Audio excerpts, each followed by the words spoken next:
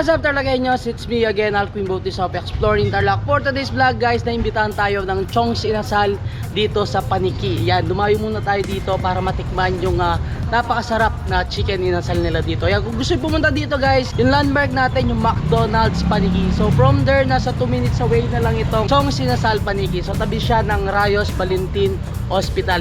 Dito sa Barangay Poblacion Norte, Baltasar Subdivision, Paniki, Tarlac. Ayan guys, mamaya papakita ko sa inyo kung ano ba yung mga nasa menu nila. Syempre, excited po ng tikman yung inasal nila dito. So, actually na vlog na natin sa Pampanga yung Chong's Inasal. So, dito, muli natin matitikman sa Paniki.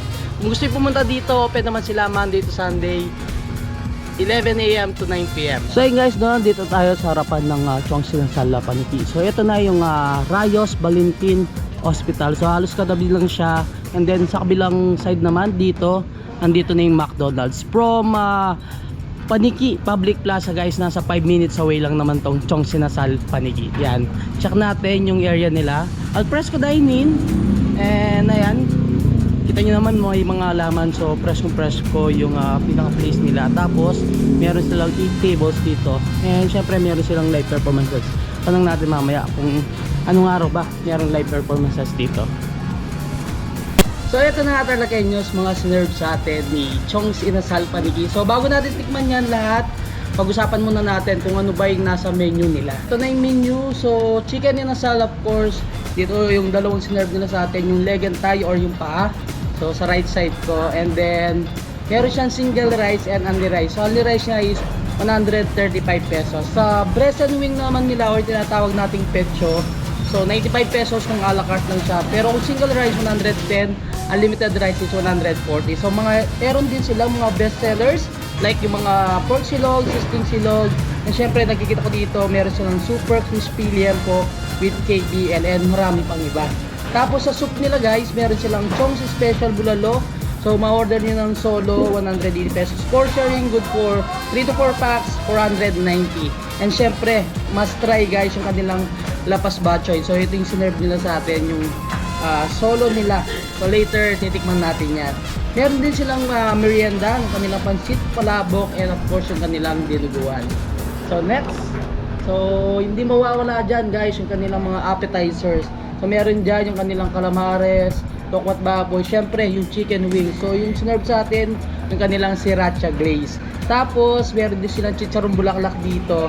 And isa sa mga pinagmamalaki din nila dito, yung kanilang sizzling tofu. And marami pang iba na pwede yung pagpilian sa kanilang appetizer. And syempre guys, nagsaserve din sila ng mga local beers tulad ng San Miguel Light, San Miguel Pale Pilsen, and of course yung kanilang Red Doors. Tapos syempre meron din naman silang mga 6 bottles plus 1 pulutan of choice.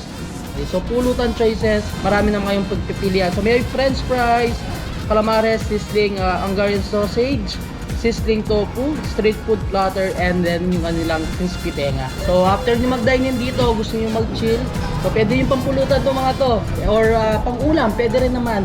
Grilled liempo, barbecue, isol, or yung puwet ng manok. And syempre meron silang atay. Barkada set meals, kung marami kayo kasama yung buong pamilya and mga barkada nyo, so meron silang mga barkada set dito. Yung barkada set A, B, and C nila. Mahilig kayo sa gulay, meron din naman sila dito. Syempre hindi mawawala dyan yung dessert.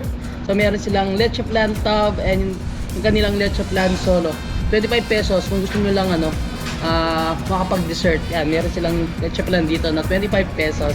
Sa drinks nila, syempre meron din naman sila mga soft drinks and bottled water. So hey guys, no, titikman na natin yung Chong's Inasal. So excited ko na ulit tikman to kasi na-vlog na natin sa Pampanga. And syempre, gumawa na ako ng sausawan natin, yung toyo mansi na may sili. And nilagyan na natin ng chicken oil itong ating rice and of course yung mismong chicken. So i-dip natin.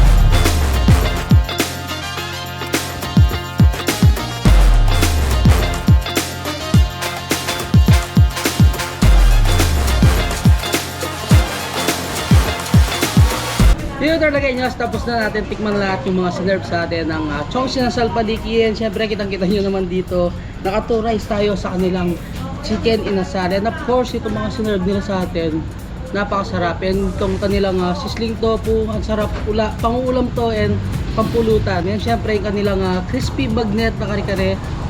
And guys, to isa sa mga nagustuhan din natin sa kanilang sinerve, itong kanilang chicken wings na sriracha glaze. Napakasarap ng chicken wings, crispy outside pero sa inside niya is napaka-juicy.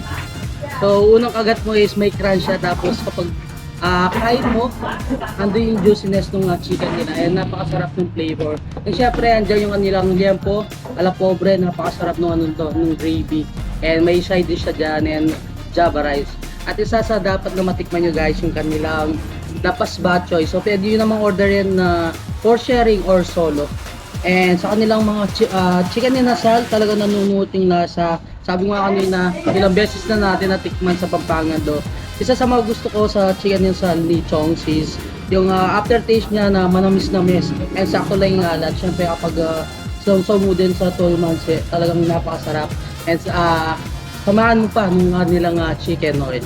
So hey guys, hanggang dito na lang. Don't forget to subscribe, like, comment, and click the notification bell para updated kayo sa lahat ng videos ko.